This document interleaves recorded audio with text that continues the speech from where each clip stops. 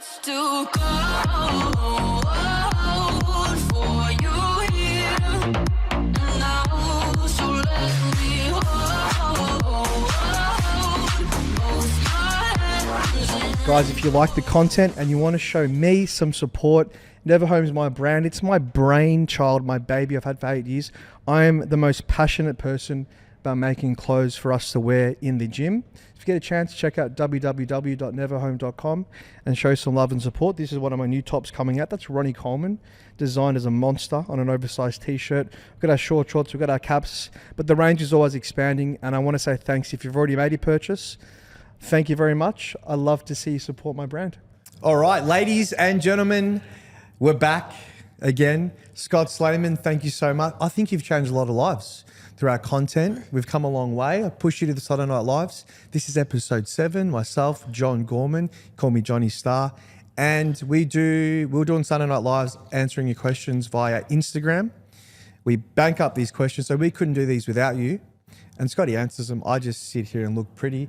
We've got Kyle here, Pivotal Conversations. If you want to do a podcast at a studio, don't book him out because he's going to be too busy, then we can't do the content. But hit him up on Instagram at Pivotal Conversations. Scotty, how are you? I'm great. How you doing, brother? I'm amazing. I'm very good. We have quite a few questions. Oh, not too many, but we've got to average about 4 minutes per question to get through them. Well, before we get to the questions, I want to ask you something. I want to ask you on camera. Yes, we take this up. Now, we haven't actually spoke about this. We haven't spoke about this. I've seen it on in your stories. I didn't tell you. You didn't tell me. You didn't tell me you were vaping. I was embarrassed. You didn't tell me you were vaping, but I am happy that you quit. It's about 2 years. So tell me, when did you start? How did what was what got you hooked on it? And how did you stop? What was you've got a great... I know the exact moment someone gave one to me, but I won't say where because I don't want to make them look bad. Okay. But I was in the local area. Yep. And I was seeing some friends, and one had a vape. Yeah. How long ago was this? About 2 years ago. Really? Yeah. Gave me a vape. I'm like, oh. Because I used to occasionally smoke sometimes, right? And I'm like, fuck, this is pretty good. Like, all right. Anyway, I'll give you some more. So I had a couple hits of the vape, and it was game over. Yeah. It was like straight onto heroin. No addicted. Way. Yeah. So I ended up he goes, I can get it from this shop down the road, this little store. I'm like, I'll go get one. It's like $20 or whatever. And I was just, having it here and there, and it's good. Chilling at work, have a quick vape. And I'm like, I can take this anywhere. It's so convenient. It doesn't smell, not too expensive. And you get your nicotine hit. And I've never seen you do it. So, I don't have to do it all the time, but if I've got it, I'll have it. Anyway, I'm like, I won't do this forever. It can't be good. But forever never came. It kept week after week. I'm like, fuck, I think I've got a problem here. And I was really embarrassed about vaping too. So if you're vaping now, because I know a lot of people are doing it and they're embarrassed about it as well. They won't, talk about it openly because it's like you look weak. I'm thinking, I got to stop. So it's a year in, I'm like thinking, and my missus is going, what are you vaping for? Like, what's wrong with you? Yeah. I'm like, no, I'll stop. Like, I can do this. I'm a beast. Next, throw one out. And an hour later, I take it out of the bin, give it a wipe. I'm hitting it again. Wow. Like a junkie. I'm like, fuck, this is really taking control. So got to a stage where I keep thinking I'd quit the next vape and I'd throw them out. And then for me to stop doing it, I'd break the thing apart and like pour it in water or something or put it down the toilet so I couldn't vape it. I'm like, this is really bad. So anyway, keep doing it. Another week, month goes past. Keep buying them. I'm like, shit, it's actually cost me money too. They're like $20-$30 each sometimes. You might get 1 or 2 a week. And if you're stressed or even if you're hungry, you hit it and it kills your appetite as well. Really, it's really good for killing appetite. I'm thinking, man, I think everyone's doing this. I see a couple pros doing it. Went to the gym last night. I went to the gym and trained last night. There's a guy walking out of the gym, he's vaping, big jacko. I'm like, oh, fuck, it's everywhere. All right. I need to stop because I like helping people. And when I opened up about my last stuff that I had problems with, I go, I'll make a difference here. So this is when it hit me hard. One of my mates, who's another real estate agent, his name's George, he actually sells vapes online. And he wanted to catch up with me to talk about a deal, he has a real estate deal too. He sells $500,000 of vapes a year out of his house. He owns this, he kills it, all right? And we went for a drive in my car and I had a vape. He goes, are you vaping? I'm like, yeah. He goes, what the fuck? You? I'm like, yeah, I don't tell anyone. He goes, bro, I quit. That's like, I don't do that shit. The reason I started this vape shop was because I needed a place to find them. I found out how addictive they were, but I don't even vape. I'm like, fuck. All right. He goes, nah, trust me, you can do it. And after seeing him, I'm like, I really got to quit. So then I thought, my missus stopped telling me off. She just had it. She's like, she just stopped even trying. Tired of it, yeah. Sometimes we're in front of my parents. They're like, what are you doing? I'm like, fuck, I'm happy to train. I'm happy to work. I can push myself to do anything. How can I not quit this vaping thing? It's like my one vice. Yeah. So it's been like 28 days now, I think. 28 days ago, I'm like, fuck this. I'm going to stop. Just cold turkey. So I had one. I just threw it out in the bin outside. And I'm like, I'll track the days. Like, yeah, when you track things, it really works. So every day on my calendar, I'll just like add the next day. So it'll be like on the here, right, day 24. And I just add another note, 25, 26, 27. So today's day 28. And I don't want to break the chain. Then I thought, I'll speak about it on my Instagram. Yeah.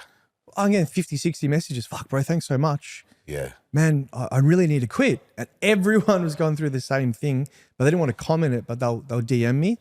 Then I realized I'll talk about the progress of it too and the benefits. So the benefits are after 3 or 4 days, cravings go. I think it's 28 days.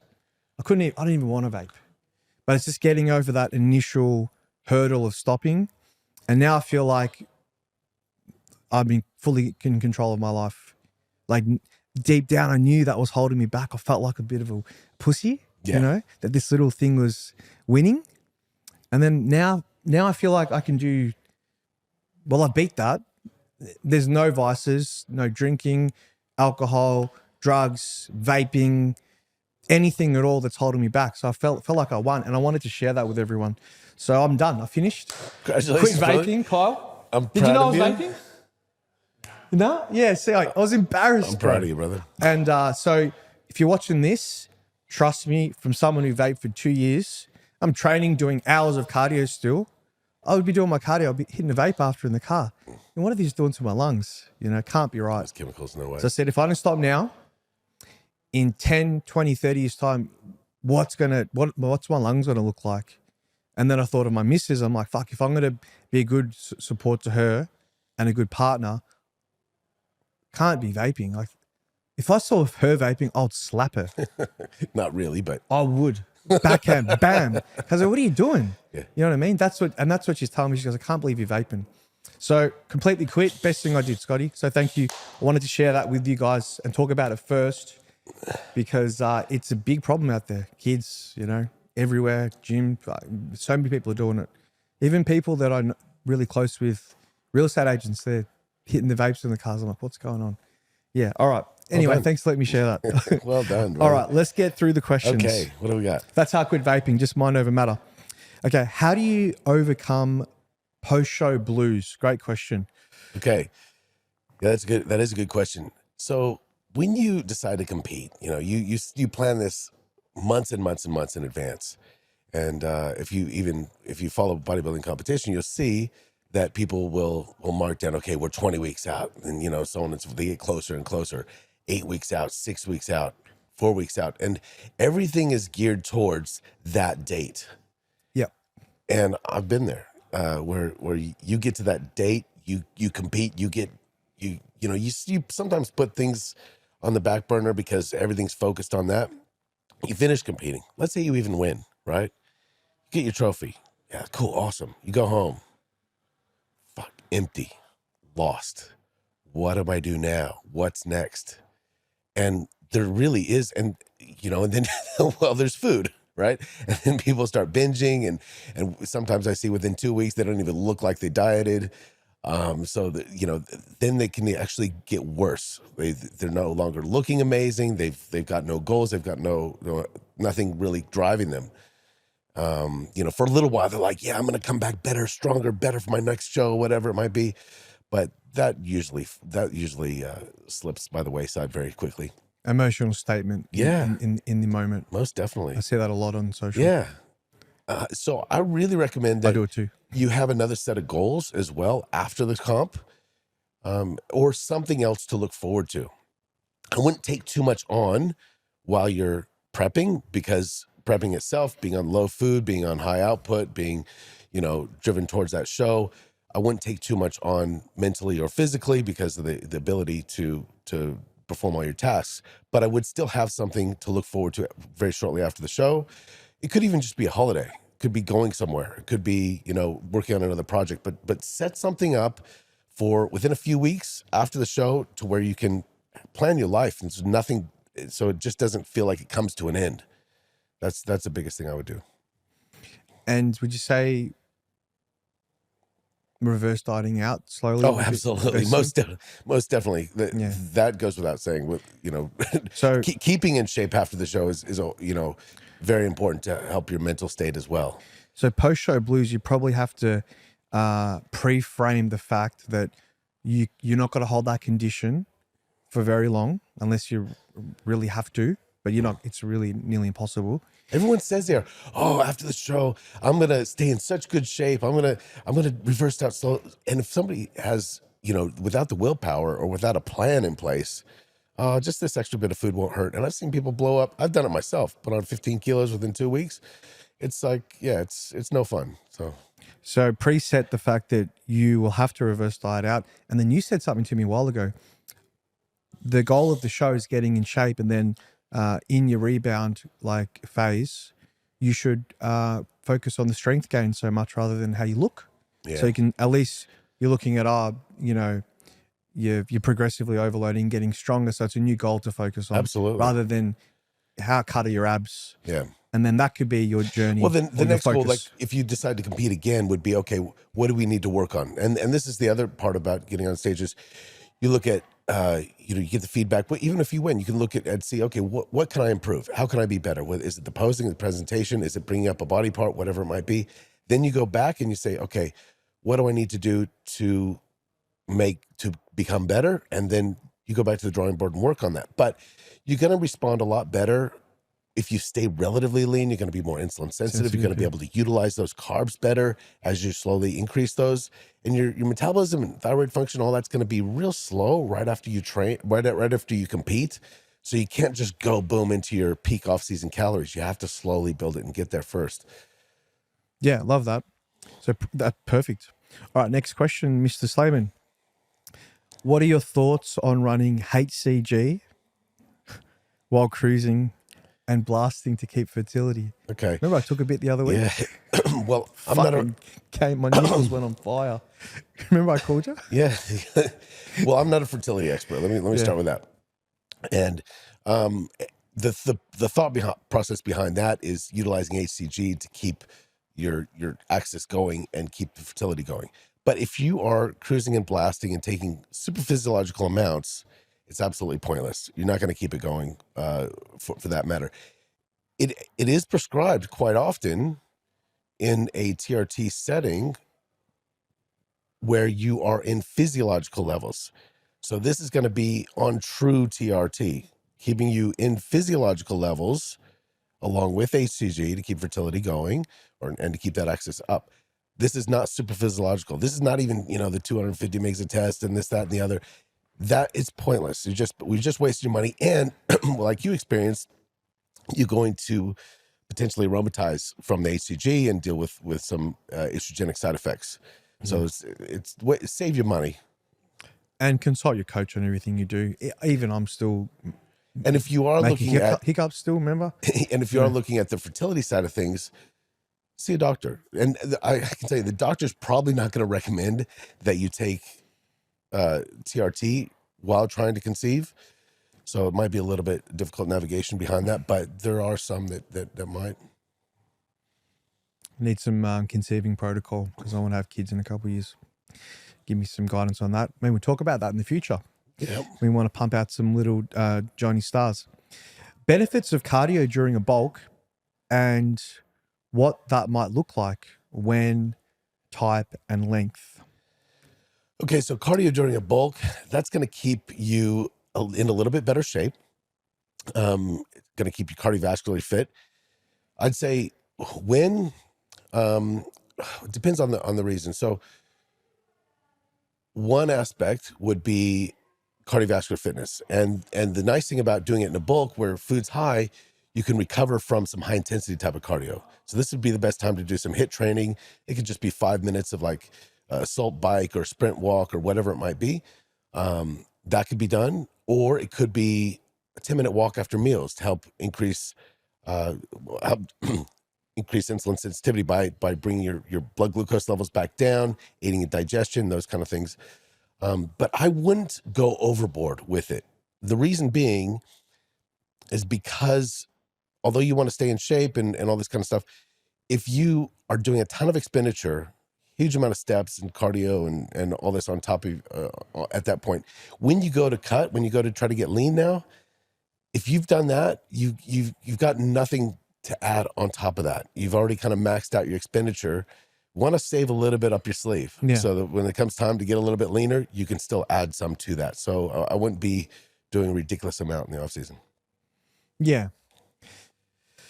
So it says length, so just a little bit here and there, just to keep you sort of keep washing that's down a little bit. Specific to the person. So it'd be dependent on how active you were as well. So person's job, how many steps they would do on a typical day. I've got some tradies, do 20,000 steps just working. So there probably wouldn't need to be a whole lot on top of that. And other people have office jobs. In that case, you might actually take some time to, get out and do some, 20-minute walk here, half-hour walk there, and 5 minutes of high-intensity cardio, and factor that in. It would be individual on how I would recommend that, depending on what some person's already doing and their lifestyle. And you might, if you follow me, you might see that I do cardio year round. Like there won't be 3 or 4 days where I won't do cardio. I do it more mentally so I don't get too chubby. I keep washing myself down a bit because I wear a suit every day, and I actually like staying leanish. So I'm not always super shredded. And it's just for my, I get off my ass and just go for a walk. But I do a lot of stepper, and I find that really helps me just get some extra calories down. But I will say this, when you decide you want to get leaner, you do more when that time comes. I do more. Yeah, absolutely. So you save a little bit. Absolutely right. Correct. So when you're trying to put on size, you do a little less, and then, okay, it's time to get leaner, pull the food down. We still have some to pull out. Exactly. What's a good men's daily multivitamin, and should we take them? Okay, so first of all, what I'd probably look at is what you're getting through your food. And, a lot of the multivitamins out there, some of the synthetic vitamins, very poor quality. So I would look at your micronutrients through your food first and foremost. You can track your food through something like an app called Chronometer, where you can put all your foods in there, see what your micronutrients are, and even try to fill those a little bit with foods first. And then what you might be lacking, you could get in terms of vitamins. It might just be, some B vitamins, like a methylated B for that matter. But there are some nutrients that I would look at, or minerals that I would look at as kind of a baseline, magnesium being one of them. A lot of people are deficient in magnesium, not getting a whole lot through foods. I would probably supplement that regardless. Vitamin D is probably another one. But then anything else on top of that, we could look at blood work, we could look at symptoms, and we could look at your micronutrients so you get your food and then base it on that rather than just take a synthetic multivitamin, which might have very little benefit. Would you say, like, if someone doesn't have a lot of greens, they should take some type of like greens formula to help? You can. Like the one by your big mate Stan? Yeah, the 180 degree greens. Actually tastes good too. A lot of micronutrients in there. Yeah, sounds absolutely. Very funny. Thank you for that. I think I eat enough fruit and veg, but I still take other vitamins and supplements. And vitamin D you should take in the morning. You always said that, right? With food, yeah. Okay, next one. We've all probably struggled with this at some stage, especially the blokes. Erectile dysfunction. No, that wasn't the question. Simple tips. But it's something we should talk about. Simple tips to improve digestion when bulking. Okay. So when food's high, we talked about, getting all the micronutrients through veggies and things like that. Sometimes when you're trying to eat a lot of food and you're eating a lot of veggies and that as well, you'll find that creates a lot of volume of food and sometimes can lead to a hard time digesting these foods. So when food is high, we look at more dense forms of those foods. So for example, just something as simple as, rice versus potatoes. In white rice, in 100 grams of white rice, there's about 30 grams of carbs. 100 grams of potato, there's about half that. So when trying to push food higher, you'd pick the lower volume food where you get more carbs out of that. Meal timing, some people do better with, maybe larger meals spaced out a little bit more. Other people feel better on smaller meals a little bit more frequently. See what feels best for you. And sometimes when food's a little high, when we increase our carbs, the need for protein decreases. Carbohydrates are very muscle sparing. So as carbs come up, we can probably pull the protein down a little bit, which sometimes protein's a little harder on digestion. And you could even look at something like digestive enzymes or betaine hydrochloride to help break down the protein when food's high too as well. Going for little walks after your meals too is going to help aid in digestion. So those are a few tips. I know a lot of bodybuilders struggle with heartburn. They can do some type of FODMAP test as well or something to check what foods you digest well. Okay. FODMAP is something different. FODMAP has to do with, it stands for fermentable oligosaccharides and disaccharides.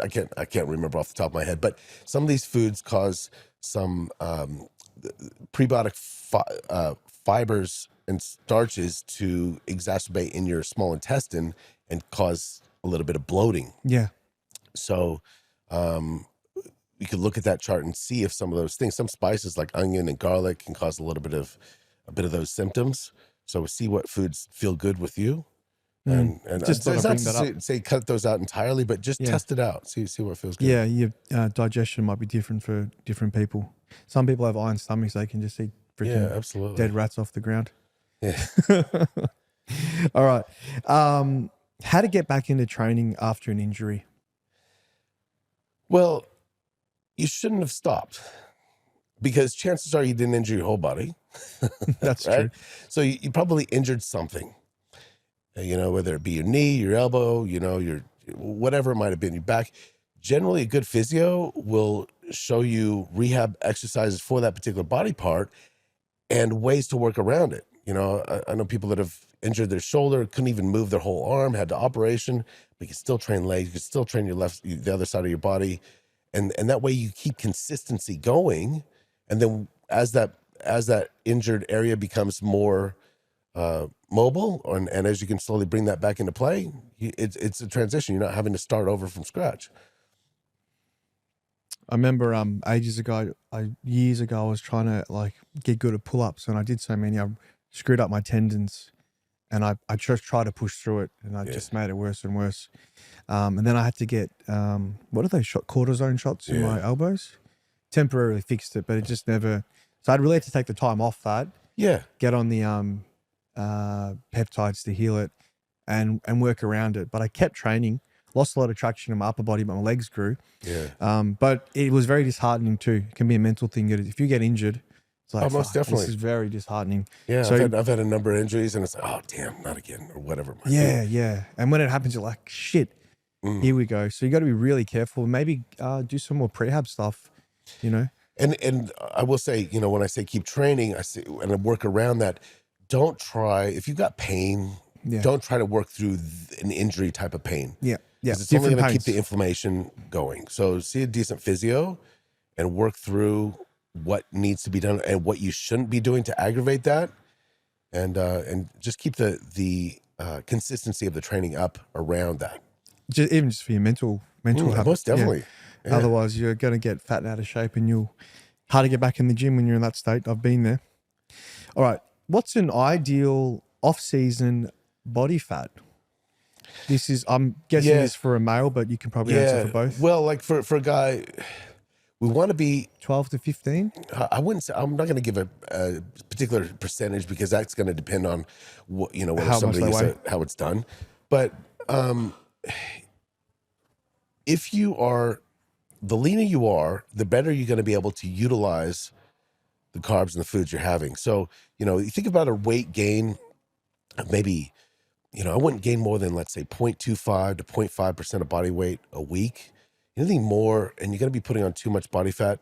And if you start putting on too much body fat, your insulin sensitivity goes down, and it snowballs. And that's when you have to might pull back, do a little mini cut, and then start again. So, for a guy that might be still having some visible abs, doesn't have to be, super sharp and shredded, but still having that. And when they go away completely, you see nothing and face balloons out, and go, okay, let's pull it back a little bit and then grow again from a little bit leaner standpoint. Okay, that's a good way to look at it. So maybe that top 4-pack, or just a little bit of visible abs. Look, I don't want to say that because everybody carries fat a little bit differently. Some people can have abs year round and everything else gets fat, and vice versa. So I understand. Yeah. What about for a girl? Can you answer that? No. The fatter, the better. All right. Do you have parameters in place for veggie intake, adequate micro intake? Okay, as far as veggies are concerned, again, like I mentioned, you can track your micro intake through an app called Chronometer. We can see how many of the micronutrients you're getting. But with veggie intake, it's going to be individual. So some people, find that having a lot of fibrous veggies gives them some stomach discomfort. So, and some people can eat a ton of it. It keeps them full. They feel good on it. So it's going to be an individual thing. For me, like, getting some fiber through like carrots and things like that. I do a greens drink myself.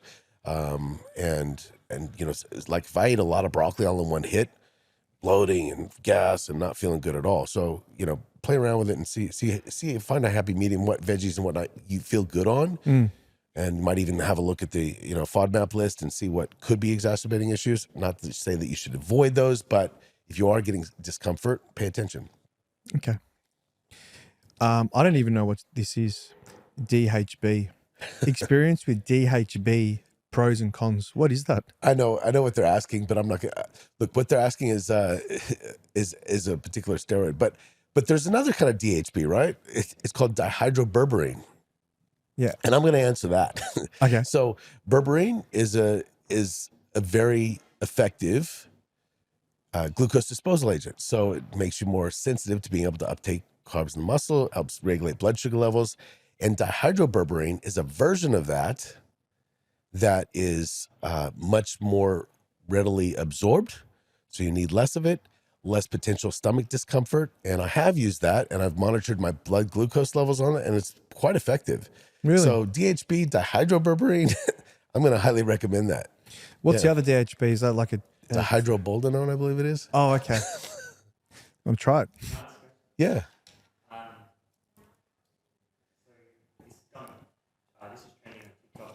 Yeah. Yes. Yes. Yeah. So berberine. So Kyle just because that might have been right? Kyle said on TikTok now it's trending that a lot of doctors are prescribing berberine for girls to lose weight. Do you have an answer on that? So berberine is somewhat even interchangeable with metformin. Now metformin is the diabetic drug. It's kind of the first point of call to help manage blood glucose levels and help with, lowering blood glucose levels and allowing, to be more insulin sensitive so that when you're having those carbs, it's not as readily stored as body fat. Now, we found that the natural berberine is somewhat better tolerated than metformin. And they've looked at some studies and seen that both of these are very similar as far as effects. Now, this version, this dihydroberberine, is, like I said, more easily absorbed, and you need less of it. And so you have less. So taking less of it means you potentially have less. Because sometimes for some people, even take metformin or berberine, they get a little stomach discomfort. Some people do, some people don't. But if you monitor your fasting blood glucose levels, you can see that, if it's starting to rise or climb, when you start taking this stuff, it'll bring it back down to really, really decent levels. So, when somebody has insulin resistance and they're not able to, I guess what that means is they're not able to uptake carbs in the muscle very well, and that circulating amount of blood sugar, those carbs circulate, they get stored as body fat much more easily because they're not taken up by the muscle. So what this metformin or berberine does is allows you to utilize it by the muscle much better than you would normally. Probably oversimplifying that, but that's one of the mechanisms. Does that answer your question a bit? Pardon? Oh, yeah. Polycystic ovaries. Yeah. Yeah, I haven't looked into that aspect of it. I don't even know what they're talking about. Polycystic ovary. Yeah. Yeah. Wow. Yeah. Interesting. Yeah. Next question. Top tips to get a great set of abs. Well, the number one tip is just get lean enough. Because everyone's got a great set of abs underneath, right? You just have to get lean enough and they're going to be sharp enough. So bottom line, if you are super, super lean, your abs are going to look fantastic. Now, if you want to make them pop more, just like any muscle, you want to do some resistance training, and then that will give them thicker. So you see more depth between the abs. One thing I wouldn't do too much of is work the external obliques, because that's going to potentially make your waist a little bit wider and blockier. So, I've been working on these abs for a couple of years, and I train them very hard. Yeah. And because I want them to be, when I get really peeled next time, I want them to be stick out. You want them to stick out 100%. Centimeter too. Yeah. But if you could work your abs, grow them. But if you had a layer of fat over them, it's not going to do you any good. So you do the combination of get them thicker, grow them, get super lean, and they're going to pop more. I think you need a combination of both. Yeah. And a great set of abs can be defined on how it looks visually, but how it can help you physically to get around to do things, I think. So I train them as well because, man, I want to be able to bend over, reach up for things. I know since I've been working my core more, less lower back issues as well. Feel like I'm a little bit stronger on my lifts too. We're just moving around, like the core's stronger. Yeah. There's more muscle there to do things too. So it depends on your definition, but really you want to be lean. 100%. Just get shredded. That calorie deficit over a bit of time. For some people, that's the last place to go. So if you're lean everywhere else, it is for me too. It's the last place. You just keep going. Keep going. Yeah, that's it. Just keep pushing. In 5 exercises, is 5 exercises per muscle enough? 5 exercises per muscle group, that's probably more than enough. You think about any muscle group. For example, let's think about, biceps, elbow flexion. That's all you're looking at. How many different versions of elbow flexion do you need to really do? Or chest, let's say you're looking at working at different, you got an incline, flat, decline or high to low, and a fly. That's 4. And that's already a lot. 5, in my opinion, is more than enough. In fact, you could probably get decent results doing 1 or 2 movements. You could even, from a full body standpoint, you could train your full body 3 times a week, doing 1 to 2 exercises per muscle group and progressing on those well, and you can see fantastic results. So don't overdo it. Cut out the extra. So it's definitely enough. Yeah. It's too much. It's too much. I like that answer too. And sometimes people try to mix up their exercises too often, but they need to stick out for a while. I made that mistake when I first started training. I looked at Arnold Schwarzenegger's bodybuilding encyclopedia, and I would look and I'd learn a new exercise, and I just kept adding it, adding it until I was training for 3 hours, getting nowhere. And when I pulled it back, I went to a Dorian Yates seminar, right? And I saw him doing, 1 set per movement. He would do several movements per muscle group, but only 1 working set, training 4 days a week. I pulled back, and man, the results were incredible. It's amazing, isn't it? All right. Here's an interesting question. Organic versus regular foods. What's your opinion? In some cases, I don't think it matters too much. Yeah. There are a few things that I probably would definitely go with. For example, eggs. I'd probably go organic eggs. You're going to have better, higher omega-3 content. Eggs are great. The yolks are high in choline and good for your brain and all that kind of stuff. Blueberries. I mentioned this to you the other day. That blueberries, are very heavily sprayed crop. Blueberries and strawberries. So they got a lot of pesticides sprayed on that. And you can't really wash that off the skin. It's absorbed. So if you're going to go with those kind of berries, I'd definitely go organic. While we're on that, I'd probably look at You know, if you're going to get salmon, I'd probably go wild caught salmon versus Absolutely. farm. Yeah. Based on the you know, wild caught salmon tastes so and good you as look well. at the difference in color. You know, it's completely different. You know, you think about, you know, confined salmon fed corn or whatever grains they're getting versus wild caught, you know, it's completely different fish. Yeah. And chicken? Does it matter so much? Look, if you can afford it, great, but I don't think it matters as much. Okay. Because a lot of us are probably smacking on. That's why I eat a lot of kangaroo, because it's caught freely, you know? Oh, I didn't think about that. Yeah. That's the main reason because I did a lot of research on it. Super lean, it's like 2% fat, high in iron, high in zinc. Yeah. And it's cheap. You can figure out how to make it taste good. I eat kangaroo every single day of the past decade. So I can jump so high. Fantastic. I'm telling you, kangaroo in Australia, if you don't live in Australia, but kangaroo's cheap. Yeah. It's like $12 a kilo, 2% lean red meat. And it's free range. It's all, they're pests. They just cull them and chop them up. I can't do it. Yeah. I love it. I can't do it. It's really good. Yeah. You can't beat it. Does eating meals high in fat and carbs result in more fat gain? You know, years ago, I used to think, don't combine fats and carbs in your same meal, right? This is what I made the mistake of thinking that, right? Why's that?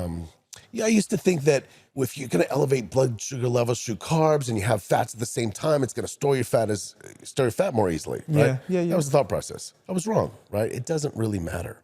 You were wrong? I was wrong. I don't mind saying that. So I would look at it in the setting of this, right?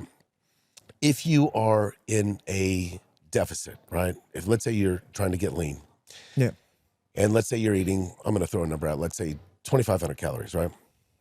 And, you know, you focus on your protein, you focus on getting at least 2 grams of protein per kilo body weight. And let's say a little bit above that, because protein is going to be the least likely to be stored as body fat, right? It's got the highest thermic effect of any nutrient out there. So when you say thermic effect, to digest it takes more energy? It's going to take more energy to digest and process it, yes. right? And it's going to keep you more satisfied. So we keep the protein high. After that, what you get, whether it be carbs or fats or combination, doesn't really matter. Some people feel a little bit better on higher carbs. I like to use carbs to give you better performance in the gym, everything like that and whatnot. But some people feel better a little bit higher fat, a little lower carbs. Doesn't matter too much as long as you're in a deficit, okay? However, if you are in a maintenance or a bulk, if you are trying to grow, right, and we have your certain amount of protein, if you're the most likely thing to be stored as fat is fat. So when your calories are high, I would keep your fats a little bit lower because those carbs, I'd probably push carbs a little higher. The carbs are going to be able to be utilized in the muscle for glycogen. You can utilize those performance, and much more process needs to happen for those carbs to be stored as body fat. So keep the carbs a little bit lower. Keep the fats a little bit lower when you're trying to grow. And then when you're in a deficit, it doesn't matter as much. But as far as fats and carbs together at the same time, I'd prioritize protein first, but you're not going to be leading to more fat gain for that matter. So this question was, is it high in fats and carbs result in more fat gain? You're saying carbs a bit higher, fats not so high. You can still mix them in the same meals. Most definitely. It's fine.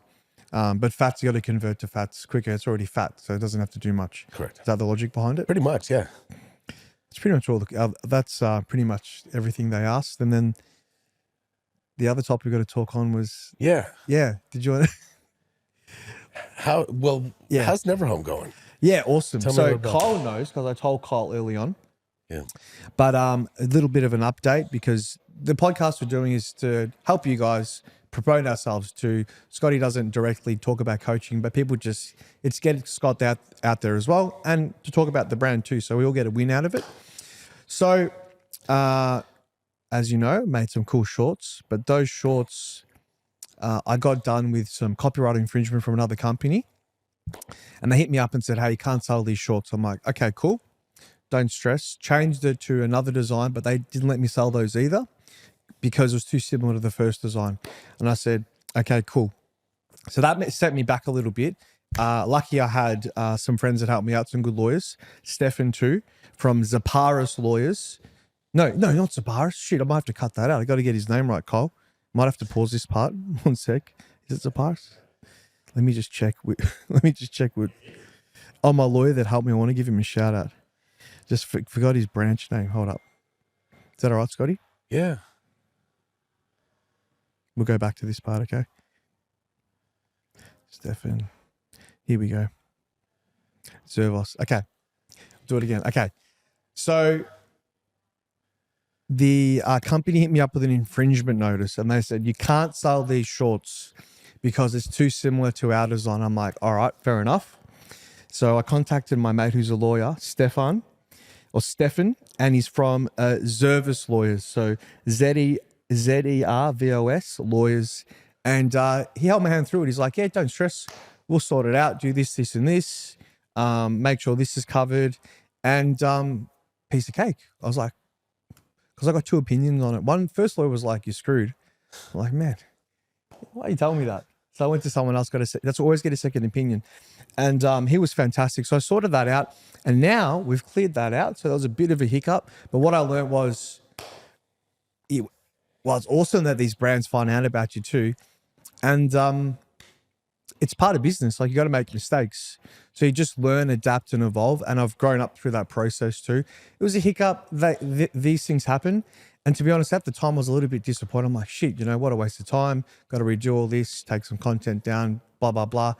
Big deal. Like, I'm not sick, still kicking ass. Headspace is right, still in great shape. Everything's good. Just a little business stuff up. And then recently I saw everything that's happening overseas with Israel and Palestine. And I'm thinking, bruh, like, what am I, like, it puts some more perspective on the little things that we are complaining about in our bubble here in Australia. So, and you should think about that too. You might have stuff going on in your life where a hiccup happens in business. You make mistakes. You got to learn from it. You have to have a freaking legendary stoic mindset to not let these things get to you mentally, And I had to set an example for when I was telling people. I'm like, I had to say to myself, if I saw someone else going through this, what would I admire in that person's response to the situation? Would they crumble or would they overcome it and go, fucking great, bring it on? So it's actually motivated me more. So behind the scenes, I got an investor on board with the brand. It's Harry, who's been doing all the finance podcasts. I actually I had people hit me up going, hey, want to invest in the brand, want to invest in the brand. I'm thinking, how am I going to get this to grow now to the next level? I'm doing all these podcasts. I'm seeing Kyle. I'm seeing everyone. How many questions have I asked you, Kyle, behind the scenes? What should I do? Who should I go for marketing? Should I do 3PL? Can I do shoots here? I'm trying to figure it out. And then I said, all right, you know what? I'm going to take a leap. Ask someone who can back me financially a little bit. Because at the moment, I'm kind of just, it's getting there, but when's it going to get to the next level? And I asked the question, he goes, let's do it, whatever you need. And nothing's out of the question now. So the next steps, on the phone, he said to me, hey, what are we doing? Who are we employing for marketing? What's going on? How much stock are we buying? When are we going to get a factory? So these things happen, but I had to keep pushing. So this is 10 years in, still haven't got to where I want to be, but it's the journey of it. So I made a mistake, learned from it. Shout out to Zervos Lawyers, helped me out too. Shout out to Scotty, because you give me so much confidence in the content, and we're building great physiques as well. So that's what happened, and we're still working on it. So it's still going to be trial and error and learning, but I'm trying to figure it out. But that's what happened, because a few people had found out about it. And the best thing is, with this brand, I won't say their name, they know about me. It's freaking awesome. So that's what I wanted to say. We'll wrap it up. Awesome. Guys, we'll see you in another week or two for another podcast. Yeah, we'll get it going. Think of some questions, guys. Yeah. And we'll answer them. Yeah, thanks for your questions. And thanks, Scott. I don't know the answers to all these things very roughly. You're the mechanic. So you still taking on coaching clients at all? You're pretty much booked. Sporadically. As positions become available. My friends get first preference, so a lot of them do. I'm like, you got to jump on the top of the list. But if you do want to get in shape, he'll guide you. He's the best. One of you guys just want to show? A few of them have. Yeah, like just over last weekend. Yeah. So all you got to do is just do what he says. That's it. Yeah. Just do what he says, and I did it. I freaking got just it's so easy because he tells you what to do. Just do your check-ins. Compliance is everything, 100%. It's freaking good. We'll see you guys next week or a couple of weeks. Thank you. Thanks, Scotty. to go.